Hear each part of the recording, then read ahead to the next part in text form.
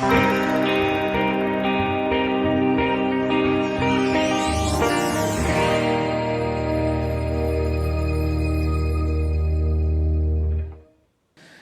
agora eu quero pregar uma palavra para você. Quero que, se você puder, aí na sua casa, tem gente que gosta de fazê-lo, abra a sua Bíblia no livro de Malaquias, senão você vai acompanhar o texto que vai ser projetado para você. Malaquias capítulo 4, verso 6, eu vou ler só um versículo de número 6, o último versículo do profeta Malaquias, o último verso do Antigo Testamento da nossa Bíblia, e ele traz uma informação. Muito embora a informação que ele traga não é uma informação que abranja um casal, mas quando eu olho para esse texto aqui, eu vejo aqui um texto onde ele fala e ele trata de família, ele está falando de alguns membros da família. E hoje nós vamos falar sobre família aqui. A nossa missão, a minha missão aqui é falar a respeito de família. Semana passada o pastor Ivaldo deu início no projeto de vida e ele falou sobre vida espiritual. E hoje eu vou falar sobre família. E o texto de Malaquias, no capítulo 4, no seu verso 6, fala assim: Ele converterá o coração dos pais aos filhos e o coração dos filhos a seus pais, para que eu não venha e fira a terra com maldição. Ele, o nosso Deus, Ele que tem esse poder de converter corações de pais a filhos, de filhos a pais, de esposo a esposa, a esposo e vice-versa. Como eu estava dizendo, o tema hoje é família. E todo início do ano, há muito tempo atrás, não sei precisar exatamente qual foi a nossa data de corte aqui na Igreja do Alves Dias, que nós começamos a fazer essa campanha. E essa campanha Projeto de Vida não é uma campanha que foi idealizada pelo pastor Ivaldo, por mim, por algum pastor daqui local, mas essa campanha ela é feita a nível nacional. Se você entra hoje com a facilidade que nós temos no YouTube, nos canais do YouTube da nossa igreja, Instagram e Facebook, você vai encontrar muita gente falando sobre essa campanha Projeto de Vida. E o tema que eles deram para essa campanha deste ano, os céus estão abertos, seria os céus abertos. E quando eu penso em céus abertos, o que eu desejo para mim, eu desejo para você. E de verdade eu desejo que os céus se abram sobre a nossa vida. Que os céus se abram sobre a nossa vida espiritual, que foi o que o pastor pregou na semana passada. Que os céus se abram sobre a vida familiar, o que eu vou pregar aqui hoje. Eu vou falar um pouquinho com você, porque esse assunto família, ele é tão amplo, ele dá para você fazer estudos e mais estudos semanais, você pode falar meses a respeito de família. Nós temos até pastores no Brasil e no mundo que são pessoas que são eruditos nesse sentido, que são pessoas que ensinam muito bem a respeito de família. Hoje nós vamos falar só um pouquinho, como diz a Bíblia, um poucochinho sobre família, mas que os céus se abram sobre a família. Que os céus se abram, o desejo que eu tenho sobre a sua vida sentimental, sobre os seus sentimentos, sobre coisas que às vezes você sente dentro do teu coração, dores que ninguém consegue olhar para você, porque você nem expressa essas dores para o lado de fora. Que os céus se abram sobre a vida emocional, que a vida sentimental e a vida emocional, elas parecem convergir para a mesma coisa, elas parecem ser as mesmas coisas, ou a mesma coisa, mas que os céus se abram também sobre o ministério que você exerce, sobre a vida ministerial. Que os céus se abram, e os céus se abrindo sobre isso, eu vejo essa frase, eu entendo essa frase como a bênção de Deus em tudo isso que você faz. Que os céus se abram sobre a sua saúde, que você possa ser curado, não simplesmente no corpo, curado na alma, curado no espírito, que eu tenho para mim, que é a maior cura que Jesus realiza, é a cura da alma, é a cura do espírito. Não que a cura física não tenha importância. E que Deus ele abra o céu sobre a sua vida financeira, que você seja abençoado. Na última semana, quando o pastor Ivaldo encerrar essa campanha, você sabe, é costume nosso, a gente tem por hábito fazer isso, nós vamos trazer uma oferta de gratidão, de agradecimento por aquilo que Deus fará, por aquilo que Deus já fez na vida da gente. Agora, pensando em família, quando a gente fala sobre o tema família, existem pessoas que quando ouvem a respeito da família, ouvem alguma coisa sobre isso, Algumas pessoas são pessoas que nunca, escuta o que eu estou dizendo para você, nunca, essa é a palavra, por mais forte que ela seja, essas pessoas nunca experimentaram, essas pessoas nunca vivenciaram um momento onde eles olharam ao lado para o seu pai, para a sua mãe, ou mesmo para si mesmo, agora como um pai de família, eles nunca experimentaram da alegria, da satisfação, do contentamento, da felicidade, das coisas andando bem dentro do seu lar. Eles não conhecem, eles não sabem, eles cresceram, às vezes debaixo disso, algumas pessoas costumam até dizer que é uma maldição. Eles cresceram debaixo dessa situação e eles vivem assim. E quando eles ouvem algum depoimento de alguém que chega e professa, alguém que diz alguma coisa, que realmente a família dele é uma família abençoada, que os filhos dele são bons filhos, que os filhos são filhos que são exemplo, que o filho diz do pai que o pai é um exemplo de homem, que a mãe é um exemplo de mulher, que aquilo que a Bíblia fala da mulher ajudadora, aquilo que a Bíblia fala de Provérbios 31, a mulher, a mãe dele ou o marido fala a respeito da esposa, é uma verdade. Essa pessoa, ela olha e diz assim, poxa, mas será que Deus, ele abençoa a minha família? Será que Deus ele também tem interesse em me abençoar? Ou será que realmente tudo isso que eles falam, tudo isso que eu estou ouvindo, não é simplesmente um discurso barato, um discurso inverídico, que na verdade não existe isso mesmo dentro de uma família? Porque o que existe é exatamente isso. Talvez eles vão dizer assim, poxa, mas Deus tem muito mais coisas para cuidar. Hoje, vivendo em plena pandemia, no ano de 2021, Deus tem coisas mais sérias para cuidar. Talvez a pessoa vai dizer isso. Tem a questão da pandemia, da doença, da morte mundial, tem a questão da economia, tem alguma coisa que Deus ele tem muito mais interesse em cuidar. Então essa pessoa ela se torna uma pessoa cética, porque ela nunca viveu isso na família, ela nunca teve isso. E eu não estou falando aqui, e eu não sou um cara que pensa assim, não, a família abençoada só é a família evangélica. Não, ela deveria ser abençoada, deveria. Mas às vezes eu encontro pessoas que não têm nenhuma aptidão a serem evangélicos, que vivem uma vida em família que às vezes nos dá lições de vida. Então, por que isso? Porque a família, eu penso isso, Deus ele não é um Deus que faz acepção de pessoas, a Bíblia fala isso, Jesus disse isso. Deus ele manda o sol sobre os justos e injustos, a chuva sobre os justos e injustos. O sol abençoa, a chuva abençoa. Às vezes o sol castiga e a chuva também. Então não existe essa questão de diferença. O que existe é um projeto. O que existe é um detalhe. O que existe é uma vontade divina, expressa para todo o ser humano, que foi a família, que foi uma ideia de Deus.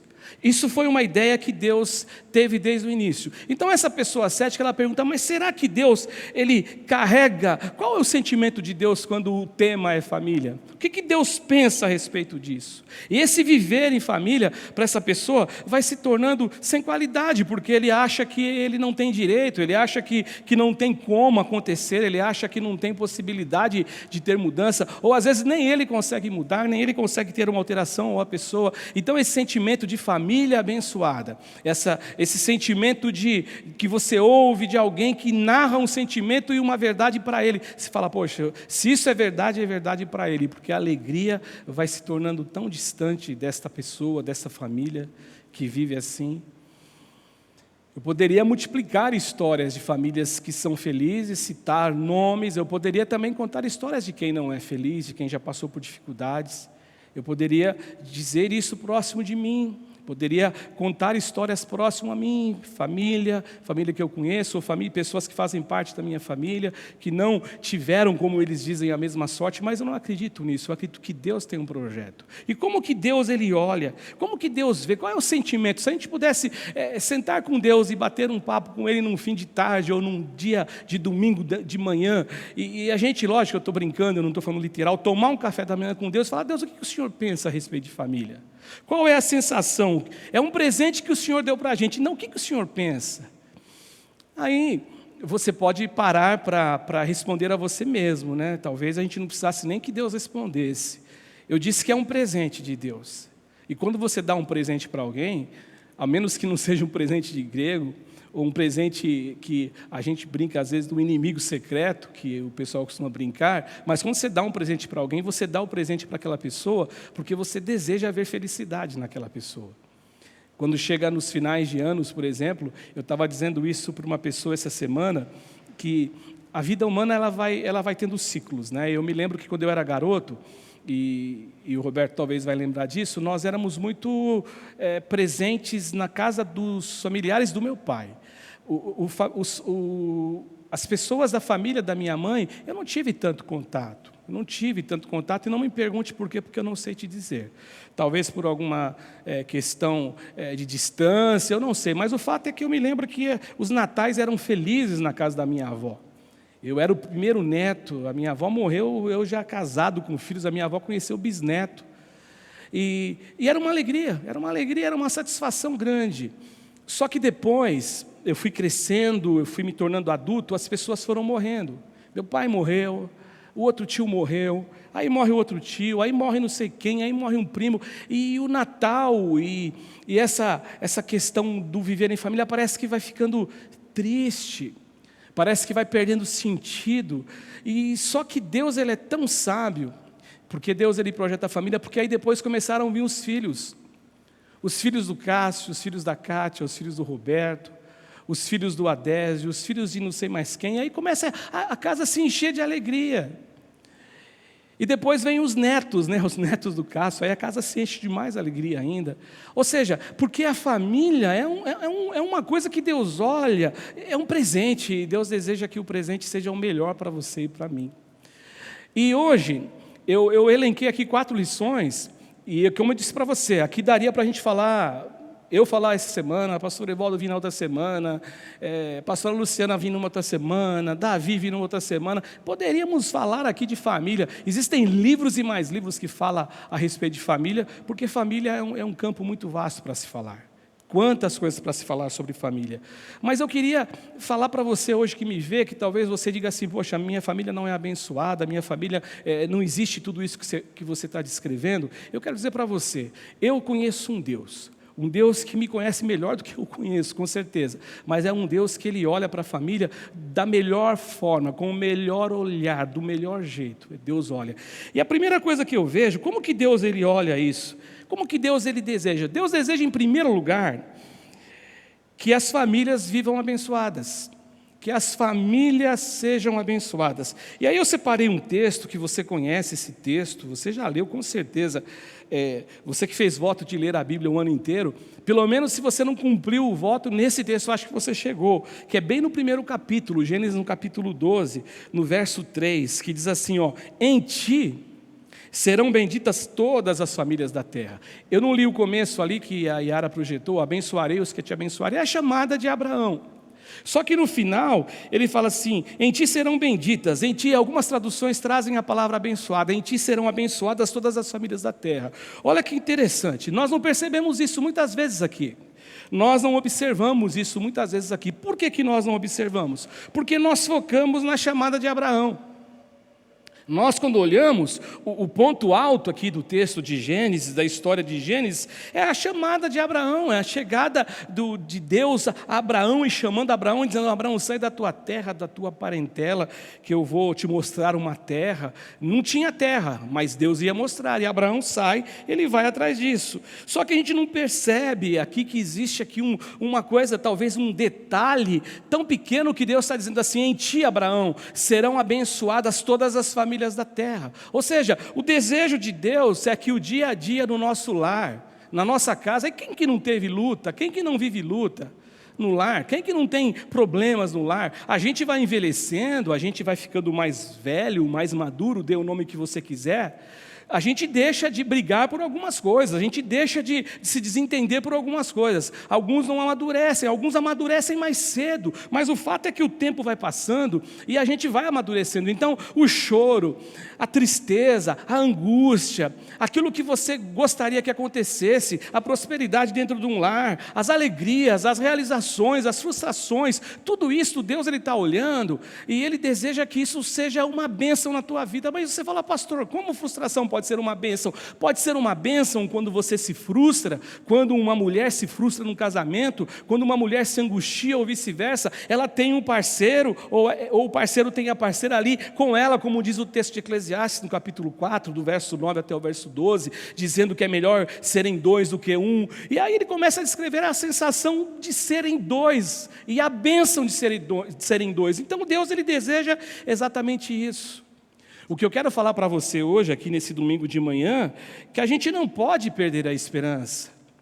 Eu não falei o título da mensagem, mas é que existe ainda esperança, há esperança para a família, e eu não posso perder a esperança. Deus, ele não olha lá dos céus, Deus não olha para você, ou Deus vivendo dentro de você, ele não deseja ver uma família rachada, onde as pessoas que a compõem vivem num eterno, ou num desespero completo, sem que eles consigam encontrar a felicidade. Pelo contrário, vivam com tanta infelicidade. Quando a gente olha para um texto assim, eu tenho que entender que Deus espera que os homens olhem para Ele, não como um Deus indiferente à família. Deus não está indiferente à família.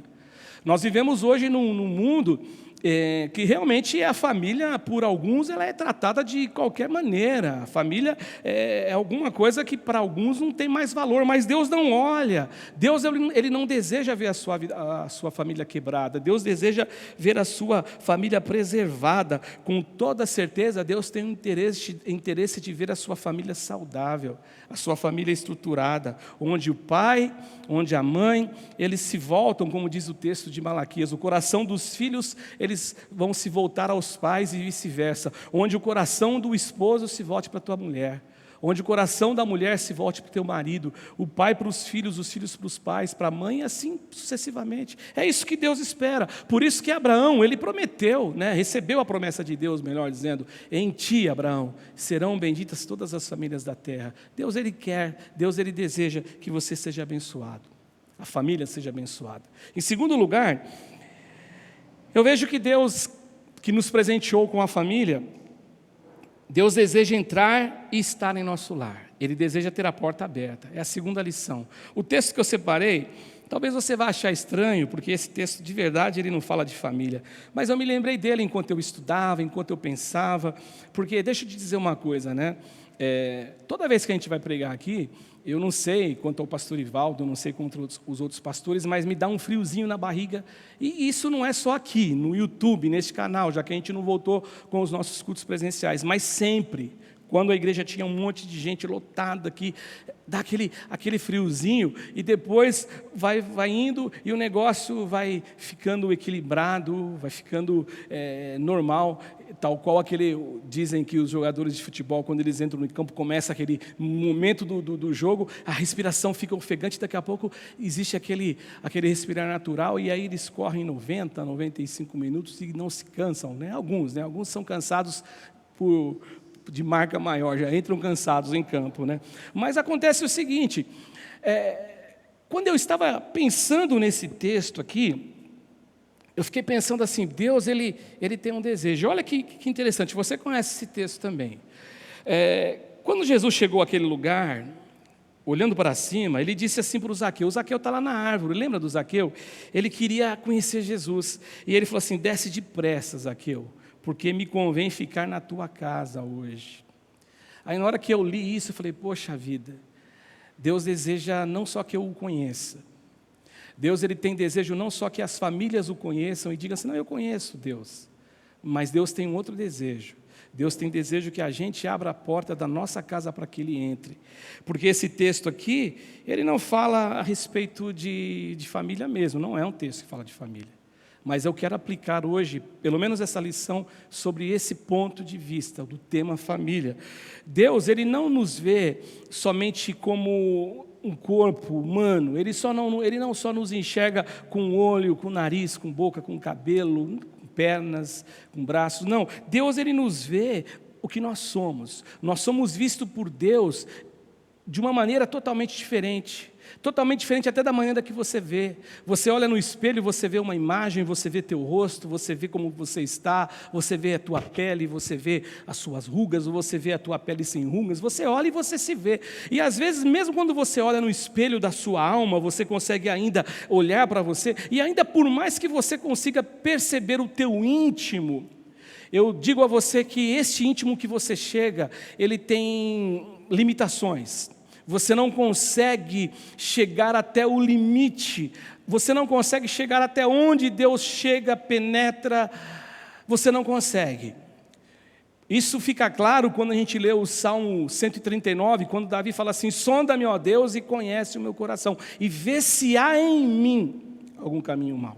Ou seja, então, Ele nos conhece no nosso íntimo, Ele conhece os nossos sonhos mais profundos, Ele conhece os nossos desejos, Ele conhece tudo aquilo que ninguém consegue observar, que ninguém consegue penetrar. E esse carinha aqui, Zaqueu, ele tinha um desejo de encontrar-se com Deus e conhecer Jesus. Só que o desejo dele talvez não passasse disso, era um desejo só de conhecer Jesus. Só conhecer Jesus. Só que quando Jesus ele olha para Zaqueu, e por conhecê-lo e por saber o que estava acontecendo como transformação verdadeira, genuína dentro de Zaqueu, Jesus falou assim para ele: olha, eu tenho um outro objetivo. O meu objetivo é entrar na tua casa. Desce, Zaqueu, porque eu quero entrar na tua casa. Deus ele quer entrar na tua casa. Deus ele quer entrar no teu lar. Deus quer habitar o teu lar. Deus quer estar presente em teu lar. Eu me lembro também, existem algumas coisas que nós ouvimos e que a gente vai levar juntos da gente e sem esquecer, só vai esquecer quando a gente morrer, para o túmulo, como dizem as pessoas. E eu me lembro de uma coisa que a pastora Kátia um dia disse, eu não lembro se foi no Alves Dias, eu não me lembro se foi no Feazópolis, eu sei que faz tantos anos, mas eu me lembro de uma frase dela, algo que ela disse assim, que eu falei, poxa, é verdade. Ela disse assim que a nossa casa, ela tem que ser a continuação da casa de Deus. No meu lar eu tenho que ter a satisfação que eu tenho dentro da casa de Deus. A alegria que eu sinto aqui, a vontade de abraçar os irmãos que eu sinto aqui, o mesmo gesto carinhoso que eu tenho para com um irmão, para com uma irmã, para com um amigo, para com um pastor, eu preciso também que tudo isso seja algo que venha a acontecer na minha casa. Ou seja, tem que ser uma continuação. Agora, Deus deseja habitar. Mas Deus ele não é daquele tipo que ele entra chutando a porta, quebrando a porta. Eu preciso permitir, eu preciso deixar, eu preciso garantir que a presença de Deus ela vai estar comigo. Eu preciso abrir isso, abrir a porta do meu coração. A esposa precisa abrir a porta do coração. O marido precisa abrir a porta do coração, os filhos precisam abrir a porta do coração para que ele entre, para que ele reine, para que ele faça a vontade dele, porque o desejo dele é ver famílias abençoadas, e ele sabe que as famílias serão abençoadas quando as famílias entenderem e permitirem o Deus que deseja ver famílias abençoadas, o Deus presente no lar. A presença de Deus vai me ajudar como marido, como pai, como me posicionar dentro da minha casa. A presença de Deus vai fazer com que você saiba, mulher, como você agir com o teu esposo. Eu também ouvi uma coisa antiga, né? Faz tempo, de uma senhora que participou de um culto de oração, de uma tarde da bênção, à tarde, não foi aqui, é uma história, não sei se é uma ilustração, ou se de fato aconteceu, mas eu também ouvi de uma irmã um dia pregando, que ela disse assim que, no momento de oração, aquela mulher começou a visitar aquela igreja, convidada por essa vizinha, que era cristã, e aí, naquele dia, a dirigente da oração falou, eu quero que vocês contem como que é a casa de vocês, os filhos de vocês, o marido de vocês, né? E aí cada uma começou a contar, o meu marido é uma bênção, meu marido ele ministra na igreja, meu marido ele toca, meu marido ele canta, meu marido é do diaconato, meu marido é isso, meu marido é aquilo. E quando chegou naquela senhora, ela vivia uma situação totalmente contraditória em relação a tudo que ela ouviu. O marido dela era bêbado, o marido dela às vezes batia nela, o marido dela gastava todo o dinheiro que ele tinha, todo o recurso com bebidas. E aí aquela mulher chegou e disse assim, olha, meu marido ele é uma bênção, Meu marido, ele é um exemplo de pai. O meu marido, ele é uma pessoa que ele tem uma devoção maravilhosa com Deus. Meu marido me ensina muito. A vizinha olhou para ela assim e falou, ixi, essa mulher pirou, né? E quando terminou a oração e elas se cumprimentaram, a vizinha saiu junto com ela, ansiosa para perguntar, e disse assim, peraí, o que está acontecendo? Por que você mentiu lá? Teu marido não é isso. Ela falou, não, eu não menti. Teu marido é isso, teu marido é aquilo. Ela falou, não, assim você enxerga meu marido, mas eu enxergo meu marido do jeito que eu descrevi para vocês. E aí conta essa história que aquele marido, ele se converte. Sabe por quê? Porque ela deixou o Senhor estar na casa dela. Como Zaqueu, né? Eu quero entrar na tua casa, eu quero me assentar com você. Então, quando existe isso, as famílias se tornam famílias felizes. Não perfeitas, porque eu aprendi que não existe família perfeita. Não existe. Se você olhar para mim, o pastor Cássio tem a família perfeita, você vai quebrar a cara. Você vai quebrar a cara. Se você falar, pastor Ivaldo, vai quebrar a cara. Não existe famílias perfeitas. Existem famílias que lutam para serem felizes, que lutam para buscar a perfeição, mas perfeição não existe aqui nessa terra. Agora, existe gente que amadureceu, gente que sabe por que lutar e para que lutar e por quem lutar. E a família, a nossa família, é um exemplo claro por quem eu devo lutar. É no pior momento da nossa vida que a nossa esposa vai estar do nosso lado e vice-versa. Para quem ama de verdade, é assim que acontece. O tempo vai passar, o corpo muda. Os homens ficam carecas, ficam barrigudos, alguns ficam inteiros da vida inteira. Algumas mulheres envelhecem, elas ficam diferentes, mas o que não pode mudar nunca é o amor, é o carinho, é o vínculo que uniu esse casal. É a promessa que foi feita um dia lá atrás, que só a morte poderia nos separar, só a morte poderia nos distanciar. Quando isso existe sem que a pessoa perceba essa relação com Deus e essa permissão que Deus ele habite no nosso lar. Uma terceira coisa aqui que eu vejo, como Deus olha para a família, Deus deseja que que a gente proteja a nossa família. O texto que eu leio para isso é o texto de Noé, no capítulo 7 de Gênesis, né? Não existe texto de Noé, falando de Noé, no capítulo 7 de Gênesis, que diz assim, que disse o Senhor a Noé, o começo, só a primeira parte do texto, entra na arca tu e toda a tua casa. É isso que ele disse, entra na arca tu e toda a tua casa. Algumas traduções falam família, a Bíblia fala que só essa família se salvou das águas do dilúvio. A família é um projeto divino, eu falei isso, você sabe, isso é chover no molhado. Todos os anos eu prego sobre família, eu tenho que falar isso. Pastor, você só fala isso, mas porque é verdade, tem que ser dito, às vezes as pessoas esquecem. Eu não esqueço, mas na prática nós esquecemos, fazemos ao contrário, esquecemos desse ponto importante. A família é um projeto divino, portanto Deus, Ele nos deu a família, Ele nos presenteou com a família. E eu estava pensando, quando eu estudava para falar aqui hoje, por exemplo, né, Deus ele colocou o Adão lá no Éden, você conhece a história. Deus olhou para Adão, e aí o Adão ficou olhando lá o animal com o seu parceirinho, com o seu par, e talvez ele ficou triste, falou, poxa, está todo mundo feliz aqui, todo mundo maravilhoso aqui nesse paraíso, e eu estou sozinho. E Deus olhou e percebeu que ele estava sozinho, e Deus fez ele dormir, e da costela dele ele tirou a mulher, e formou a mulher, a Eva, dos ossos de Adão, e aí eles começaram a viver uma vida, com certeza uma vida maravilhosa. A gente costuma ler a Bíblia achando que a Bíblia está separada por ordem cronológica nos capítulos, e não é verdade. Então, com certeza, Adão e Eva viveram muito tempo no paraíso, tiveram filhos e filhas, até que aconteceu lá a história da serpente, né, que ela acabou comendo do fruto. Mas ali, nesse ponto que eu digo para você, como que o pecado ele vai trazendo essa deformidade na vida, no lar, nos homens, nas mulheres, no casal, na vida da família, que é um projeto de Deus, desde o início Deus projetou, porque aí o homem que tem que proteger a mulher, e essa é a figura do homem, né? A mulher precisa de uma figura masculina para se sentir protegida. Às vezes ela é até forte, tem mulheres que são fortes mesmo, são guerreiras, mas por incrível que pareça, lá dentro ela tem aquele lado feminino que ela precisa daquela figura masculina para protegê-la, para defendê-la, para estar do lado dela, para ela se sentir abraçada. E Adão que fazia isso muito bem, com toda certeza, mas quando a Eva come do fruto, e ela dá a Adão, e ele come do fruto também, quando Deus aparece, e ele já culpa a mulher, foi a mulher que o Senhor me deu, já não tem mais aquele mesmo cuidado, aquela mesma proteção.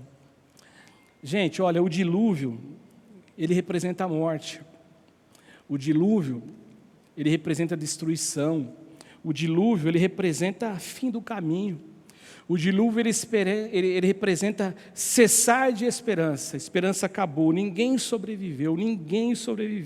Final de esperança, mas o dilúvio representa tudo isso, porque foi isso que aconteceu. Só que o dilúvio representa isso para quem, pastor? Para quem se recusa a ouvir Deus. A Bíblia fala que Noé, ele construiu a arca durante 120 anos. Gente, 120 anos é muito tempo. Pregando, dizendo, Deus vai mandar um dilúvio sobre a terra. E as pessoas zombavam dele. Jesus disse assim, que quando o Filho do Homem voltar, vai ser como nos dias de Noé. Se casavam, davam-se em casamento, todo mundo vivendo uma festa, todo mundo se esquecendo de Deus, se esquecendo das coisas primordiais, as coisas importantes. E aí, até que veio o dilúvio, né? Entrou na arca e o mundo foi destruído. Então, o dilúvio representa isso. Existem muitas famílias dizimadas, que foram dizimadas, famílias que foram aniquiladas, a família acabou, e você olha e fala, puxa, mas não é possível, aquele casal, aquela família linda, filhos maravilhosos, eles viviam bem, eles tinham recurso, mas eles foram dizimados por uma razão, e alguns estão na iminência de serem dizimados, a família, ele não percebe, ela não percebe, por uma razão, porque eles não querem ouvir a voz de Deus, virá um dilúvio. Você precisa proteger a tua família. O dilúvio virá. O projeto da arca, você vai lembrar, não foi Noé que teve a iniciativa. O projeto da arca foi uma iniciativa de Deus. Foi Deus quem falou para Noé, precisa construir a arca. Você precisa me obedecer, virá um dilúvio. Mas muito mais do que crer que virá um dilúvio, Noé precisava, do que crer, Noé precisava crer que haveria uma possibilidade de salvação. A salvação para a família de Noé, a salvação para a sua esposa, para as suas filhas, a salvação para todos os seus familiares. Existia Noé, ele obedeceu à voz. Tem um dilúvio, o dilúvio é uma realidade. A família é combatida o tempo inteiro, o inimigo não fica feliz quando ele vê uma família abençoada, ele luta, são coisas, o nosso próprio nós somos seres humanos, o pecado nos deformou, o pecado nos trouxe anormalidades, nós mesmos também erramos, só que eu quero dizer para você, o dilúvio ele é real, mas existe uma chance grande de salvação, porque é a possibilidade real, porque Deus ele quer que você proteja a família, Ele te dá a arca para você proteger a família, mas você tem que ouvir a voz de Deus e entrar com a sua família na arca. Muitos da família sucumbem porque eles acham que não vale a pena, eles pensam que não vale tanto a pena se desgastar com isso. Outros a mulher olha para o marido e fala, não, é tua obrigação, não é isso que a gente aprende, o marido é o cabeça do lar, é a obrigação dele proteger a família, mas da mulher também, e vice-versa, dos dois. Os dois têm que ter o mesmo objetivo, o mesmo sonho. Nós temos que ter o objetivo de proteger o nosso lar contra todos os ataques do inimigo. E essa proteção acontece como, pastor? Não acontece mais pela construção de uma arca, você concorda comigo? Não existe, é ilógico isso. Isso foi lá atrás, há muitos anos atrás, mas eu protejo a minha família, sabe como? Orando por ela. Tem uma canção que a gente canta aqui, enquanto eu estou de joelhos, a minha família está de pé. É uma canção, que às vezes você canta e você só canta, eu só canto. A gente canta e nem a letra nem entra mais. E aí agora quando você poxa, eu estou de joelho e a minha família está de pé, você começa a refletir, uma coisa tão simples, tão óbvia, mas começa a ganhar sentido. E será que nós temos nos ajoelhado para a nossa família se manter de pé? Qual é o tempo de proteção à sua família você tem devotado a Deus? Qual é o tempo que você chega diante de Deus? Qual é o tempo que você protege a Deus? Qual é o tempo que você gasta com Deus, com Bíblia, com oração, com culto, seja online, seja presencial para quem está vivendo essa realidade na sua igreja? Qual é o tempo que nós priorizamos? Ou seja, eu estou protegendo, todas as vezes que eu vou orar, todas as vezes a minha família, ela faz parte. Isso é até fácil orar para a família, eu oro para outras pessoas, mas poxa, tem gente que nem para a família ora. Ou seja, eu tenho que proteger a minha família desse jeito. Essa proteção acontece por meio de oração. Eu tenho facilidade para tantas coisas hoje, mas as facilidades, às vezes, elas me tiram a atenção do foco. O foco é cuidar da minha família, abençoar a minha família. A grande verdade é que existem muitas vozes no mundo. Paulo disse isso, muitas vozes. Existem muitas vozes dentro da gente, muitas vozes. Só que existe a voz de Deus, que teria que ser de uma intensidade mais forte, de uma maneira muito mais presencial dentro de nós, só que às vezes nós não ouvimos e acabamos esquecendo do aviso de Deus, que o dilúvio virá, que chegará o problema, e eu preciso proteger minha família e entrar na arca que Ele me proporcionou, a arca para cuidar da minha casa. A última lição que eu vejo aqui é que Ele deseja que a gente acredite que existe esperança para a nossa família ou para as famílias. E é o texto de Malaquias, que foi o texto que eu li no começo. Ele converterá o coração dos pais aos filhos e o coração dos filhos aos pais. Eu incluo aí, então, Ele converterá o coração da esposa ao esposo e do esposo à esposa, porque eu vejo aqui uma questão de família. E aí talvez você que me veja possa dizer assim, pastor, você não tem ideia, a minha família está em crise há muito tempo. Talvez a única coisa que você não sinta é esperança para você e para a tua casa. Porque o que você tem convivido é com um ritual de indiferença, um ritual de amargura. E aí a pessoa possa dizer, poxa pastor, mas na minha casa não tem nem sinal de fumaça de alegria. Não tem. Nem cheirinho de alegria, não tem nada. Não existe perdão, não existe abraço, não existe nenhum gesto de afeto, não existe nenhum gesto de carinho, não existe comunicação. Pelo contrário, o que existe é um muro, são montanhas intransponíveis, onde do outro lado da montanha ou do muro, e de um lado da montanha alguém aqui criando esse muro, pode ser a mulher, pode ser o marido, pode ser, cada um criando, tem marido que cria, tem esposa que cria, e do outro lado alguém que não está querendo contribuir com a construção do muro, está lá chorando, existe essa pessoa existindo no meio de uma solidão, e no meio de uma angústia, e clamando a Deus para que Deus faça alguma coisa. Não existe essa comunicação. Agora, Deus espera que você, nós lutemos pela nossa família. Deus não deseja que a gente aceite um decreto de derrota. Nosso Deus, Ele é poderoso. Nosso Deus projetou a família. Nosso Deus que desenhou a família. Deus não quer que eu abra mão da minha esposa e vice-versa. Deus não quer que eu abra mão dos meus filhos. Deus projetou a família. A família é projeção dEle. Do mesmo jeito que Ele deu a arca para Noé, Ele dá recursos para mim e para você. E aí eu marquei 3 aqui para falar rapidinho. Agora, como que eu construo isso então, pastor?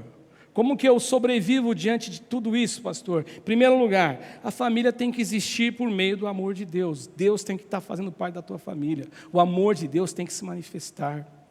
O amor de Deus tem que estar junto de você.